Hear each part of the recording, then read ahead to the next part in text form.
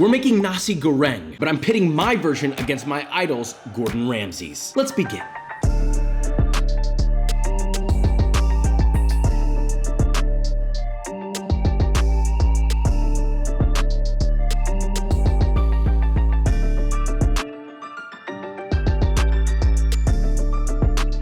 This is no ordinary fried rice. This is my favorite kind of all time. Nasi Goreng, it is the fried rice that we all desire and love. It's spicy, salty, garlicky, rich, and it's not given enough respect, nor is it talked nearly enough about. Beloved by many, including our one and only Uncle Roger.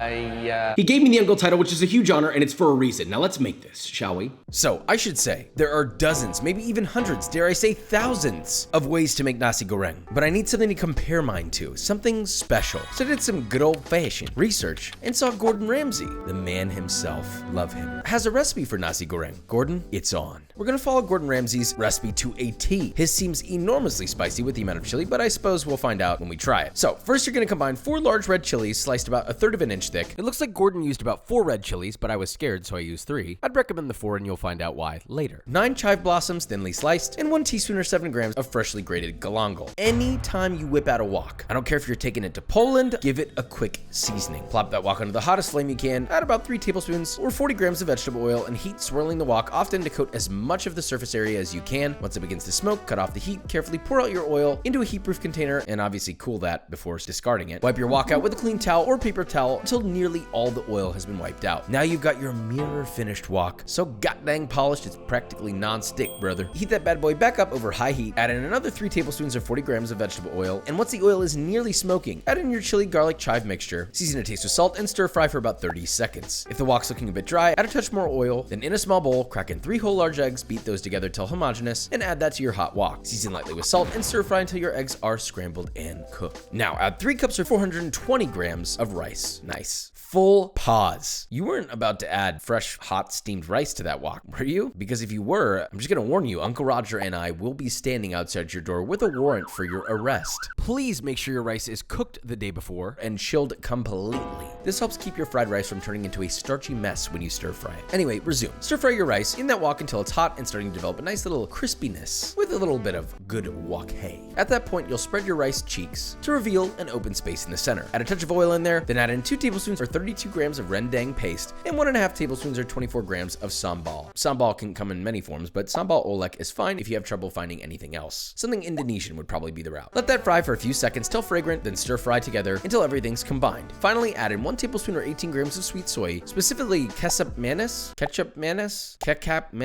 see, how do you pronounce this? Pronounced ketchup manis. I don't know, let us know in the comments. Stir everything together till thoroughly combined and beautiful. Give it a nice toss in the wok to ensure that distribution of flavor, and pop that bad boy onto a plate, and well, that's how he serves it. Look, I'm not gonna lie, Gordon, smells and looks fantastic, but it's my turn. Joshua's Nasi Goreng.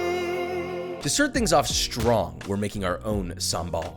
Look, already a big flex there. In a food processor, you're gonna add 1 shallot split in half with the root and peel removed, a combination of 5 large red chilies, which are called prick chi fa, and 5 red Thai chilies, stems removed and rough chopped. Don't wuss out on me and remove the seeds. You leave the heat, you get a kiss. 2 cloves of garlic, 1 medium tomato, de-seeded and just the flesh. Then blitz all that on high until it's about as smooth or as coarse as you like. I prefer sort of a consistency between the two, like this. Let me tell you, the fragrance from this is so beautiful. It will make you hallucinate. Now, in a medium saucepan, heat 1.5 tablespoons or 20 grams of vegetable oil over medium heat. Once hot, add in your paste. Follow that with 1 teaspoon or 9 grams of sugar, 1 teaspoon or 3 grams of fine sea salt, the juice of 1 lime, and 3 to 4 kaffir lime leaves that have been lightly bruised. Cook that down, stirring frequently, adjusting the heat as needed to avoid any sort of browning or caramelizing. We don't want that. We just want to sweat and reduce the amount of juicy squirt in there so it's relatively dry like this. Once that's done, remove the lime leaves, place in a bowl, and cool completely. This stores in the fridge for up to 1 week or indefinitely in the freezer. Now let's talk the easiest fried shallots of all time. First, you need a medium saucepan that's at least 4 quarts, add 1.5 quarts or 1.4 liters of vegetable oil. Now snag 4 to 5 shallots, peel those bad boys, and slice them into rings using a mandolin to be just under 1/4 inch thick, directly into your cold oil. Now once they're all sliced, place it over a flame set to medium high and continuously stir those bad boys with 2 chopsticks. Do not stop. They're gonna start to sizzle, then they'll fry, then the bubbling will start to subside, then they'll start developing color.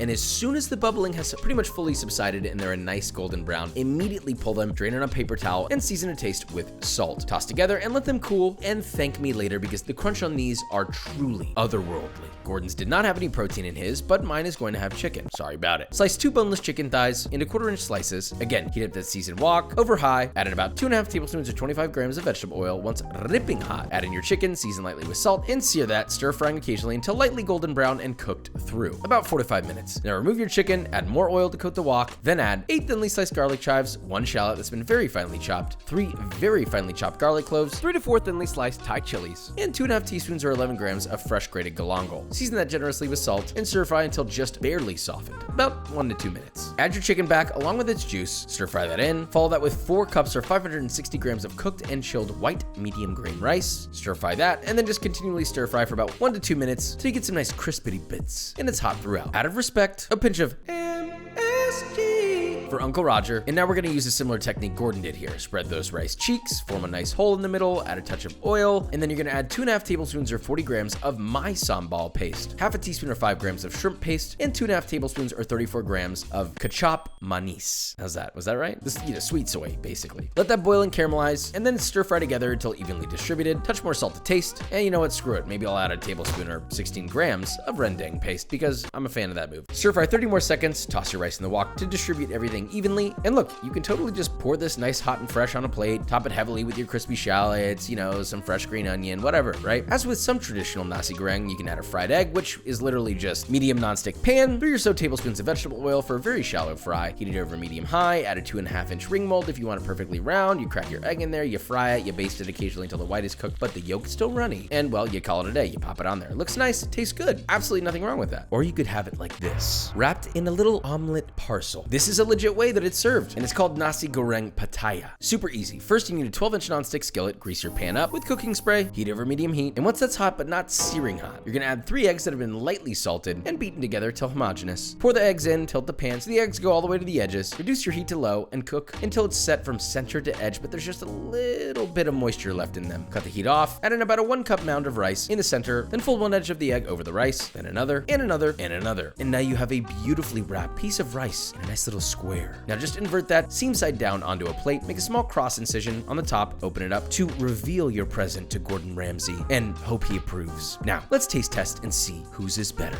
Wow, 3 different fried rice. Granted, these two are almost identical, but this is wrapped in an omelet. I haven't tried Gordon's yet. Gordon, it smells good. I love you, and I miss you. Are you gonna reply to my DM or what? It's really good. Too good. It's actually not as spicy as you would think. It looks like it's spicy as It's actually not. It's fragrant. It's kind of what you would expect this to taste, but a little extra punchy with that rendang paste. I like it. I love it. Big fan. Now mine. Mix that in. Oh, here's what I'm gonna say. I prefer mine better because I made it for me. This is very different, but man, the flavor is just like smacking you in the bullets. I gotta try this omelet one though. Headshot. I actually think this might be my favorite. This is the most unique way I've ever eaten fried rice. Wrapped in soft omelet. What more would you want? Every fried rice should be served like this. Is service gonna be a nightmare? Hell yeah. But I don't care. But we're gonna have a taste test. Let's begin. Oh, so cute. Here's a spoon. Goo goo gaga. That was very good. Number 2. I do like the second one more. It is a bit deeper of a flavor to me. I feel like it goes just that little bit more. I will say, I think I could eat more of that than this. I like that this is more mellow and sort of like relaxed and fragrant, and then this is just like really rich and dark. I would have a smaller portion than this. This I could definitely eat the entire plate. Remember, Gordon, I'm here waiting for you. DM me, hit me up, subscribe, comment. Guys, what's going on, huh? He follows me on TikTok, but you wanna know what else follows me on TikTok? Beer.